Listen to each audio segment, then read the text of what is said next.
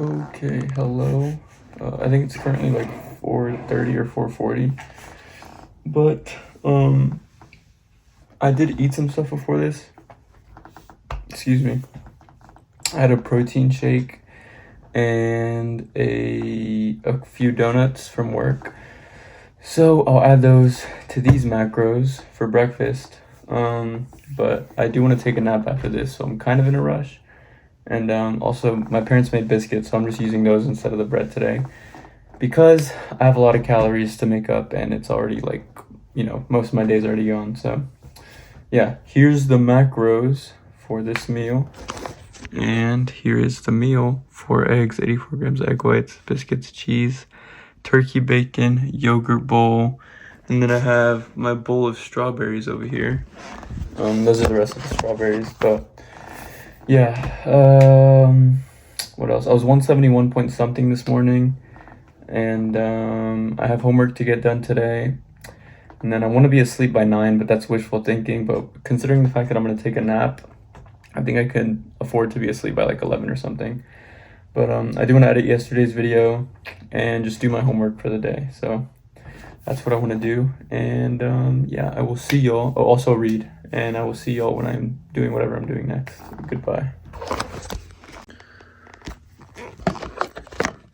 Okay, hello.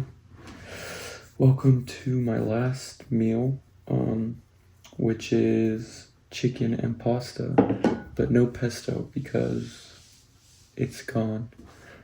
But I'm having pasta because I have so many calories to make up. It's like 12. It's like 1, honestly, probably right now. But I think I'm still under my calories, so I don't know if I'm gonna eat anything else or what. But if I do, I will add it to these macros. Actually, no, I won't. I'll just like put a picture of it or something right now as I speak, and I'll put the macros with it. But as for this meal, here's the macros, and I have my chicken for tomorrow made, and my meal and whatever. So all I need to do right now is read, talk about what I read, and then edit yesterday's video, and then go to sleep.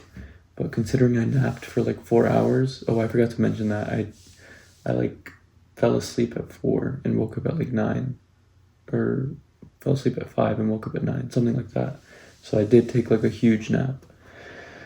But I don't know, I could honestly sleep again right now, so I want to do all this stuff quickly and then do exactly that because I have school tomorrow and I need to lock in this week because it's finals week. But yeah, here's the meal. Dang, looking good. What else? Yeah, that's it. So I will see y'all when I'm talking about what I read. Goodbye.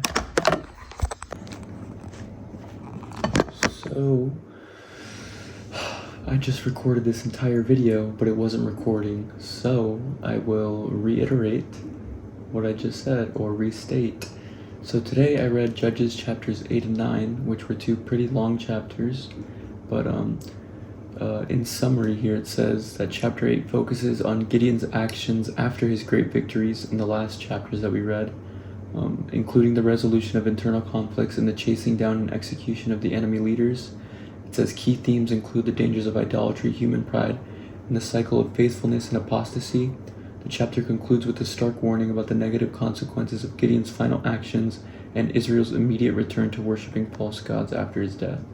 So basically, after Gideon dies, Israel just goes back to sinning again.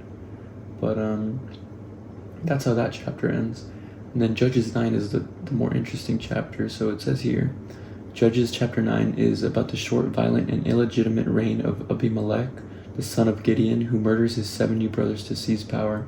So basically, in the last chapter, it details how Gideon has 70 sons, or like 70-something sons, and basically Abimelech kills all of them except for one of them to basically become like the ruler of these people.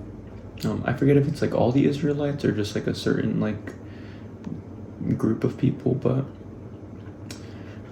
yeah, so basically he just kills all his brothers after his father dies, which is crazy. But it says his tyrannical rule is marked by betrayal, civil strife, and divine retribution, culminating in his own gruesome death when a woman crushes his skull with a millstone. The story serves as a moral lesson on the corrupting nature of ambition and the dangers of choosing a worthless leader, famously illustrated by Jotham's parable of the trees. So, the parable of the trees, I will read quickly. So Jotham is the one brother that was spared, basically. So it says, when he went to his father's house in Ophrah and killed his brothers, the 70 sons of Jerubbaal, on one stone, only the youngest son of Jerubbaal, Jotham, escaped, for he was hidden. Remember, Jerubbaal is Gideon. So basically, and then like all the lords of Shechem and all of Beth Milo come together, and they basically make Abimelech the king. And when Jotham hears about this, he goes to the top of Mount Gerizim and cries out in a loud voice, "Hear me, lords of Shechem, and may God hear you." One day the trees went out to anoint a king over themselves. So they said to the olive tree, "Reign over us." But the olive tree answered them, "Must I give up my rich oil, whereby gods and human beings are honored, and go off to hold sway over the trees?" Then the trees said to the fig tree, "Come, you reign over us." But the fig tree answered them, "Must I give up my sweetness and my sweet fruit, and go off to hold sway over the trees?" Then the tree said to the vine, "Come, you reign over us." But the vine answered them, "Must I give up my wine that cheers gods and human beings, and go off to hold sway over the trees?" Then all the trees said to the buckthorn, "Come, you reign over us." And the buckthorn answered the trees, "If you are anointing me in good faith to make me king over you, come and take refuge in my shadow. But if not, let fire come from the buckthorn and devour the cedars of Lebanon." So then after that, Jotham says, "Now then, if you have acted in good faith and integrity in appointing Abimelech your king, if you have acted with goodwill towards Jerubbaal and his house, and if you have treated him as he deserved, for my father fought for you at the risk of his life when he delivered you from the powers of Midian. But you have risen against my father's house today and killed his 70 sons upon one stone, and made Abimelech the son of his maidservant king over the lords of Shechem, because he is your kin. If then you have acted in good faith and integrity towards Jerubbaal and his house today, then rejoice in Abimelech, and may he in turn rejoice in you. But if not, let fire come forth from Abimelech and devour the lords of Shechem and Beth Milo, and let fire come forth from the lords of Shechem and Beth Milo and devour Abimelech." So basically what he's saying here is like, if y'all didn't make Abimelech, your king in good faith, the people that he's ruling over are going to turn against him, and he's going to turn against his people, basically. And so then the rest of this chapter is just like his tyrannical rule, where he just like goes around pillaging and killing people.